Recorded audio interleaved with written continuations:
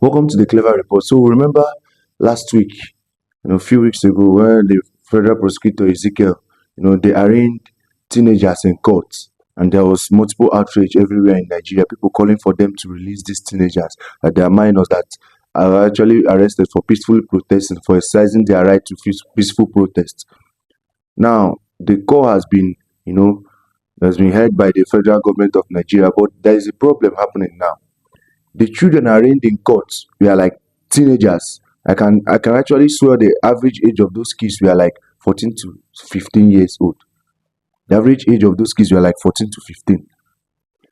And now, when the call for the release of these children were made, the government acted swiftly. But how come we are seeing clips of, I don't know who they are, like men being released? And the problem, the mainstream media is even telling us that these are the teenagers President Tinubu, granted like bail or amnesty or anything they want to call it.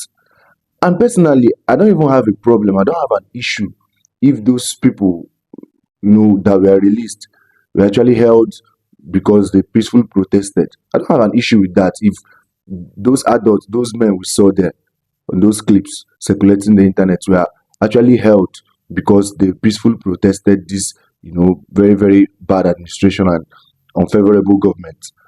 But why not release the ones we clamored for on national TV and everywhere? Why not release the children? How are we sure those people are not maybe terrorists or something? Because if Nigerian government was being genuine, if they were being genuine enough, they will release the kids we saw. I don't know. This thing is so funny. They no longer want us to believe our eyes. They no longer want to. Just like I remember when during the campaign trail in 2023, the APC paraded fake bishops and priests as per the Nigerian Can movement and is endorsing them. Now the same thing. You see these old men, they're not telling us that these people somehow are kids. And mainstream media is even carrying. And the problem in this country is that no mainstream media is even challenging this shit, this situation. They're not challenging it. They still posted, made the headline, President Buhari approves the release of these teenagers. How come those people are teenagers? They don't want us to believe our eyes anymore. I don't have an issue if those people were held against their will and held illegally.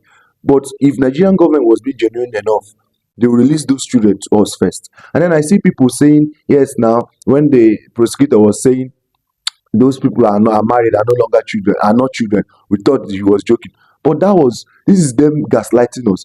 You showed us the arraigned children in court. Nigerians were advocating for those children to be released. You're not advocating for any of these people who are saying we don't know them. We don't know them. We are advocating for children we saw with our eyes in court that we are fainting in God that looked so malnourished. Now, and that thing, I don't have an issue if those people that were released were actually held against their will or held illegally.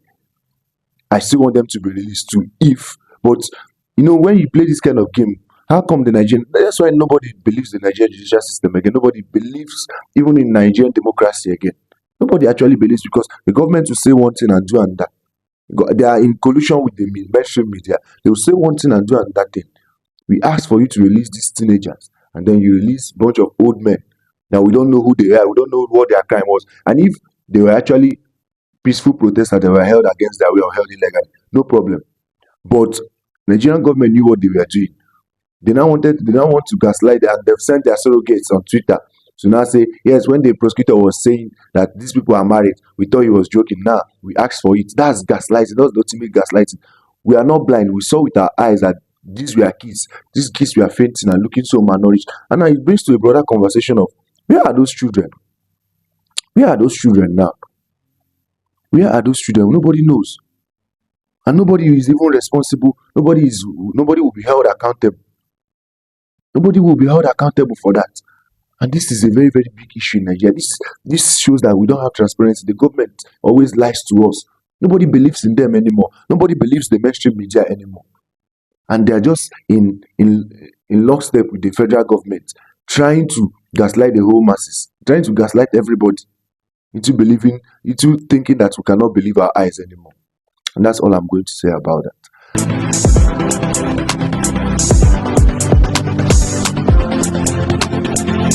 And that issue trending on the streets of X now is about the Feminist Witches Group chat. I don't know why people are actually surprised when I keep saying it. Feminism is a cancer in the society. You see a bunch of young girls, I don't know, depraved young girls or people that were maybe abused. I don't know what their deal is, posting on how they actually want to kill men, they actually want to unalive men.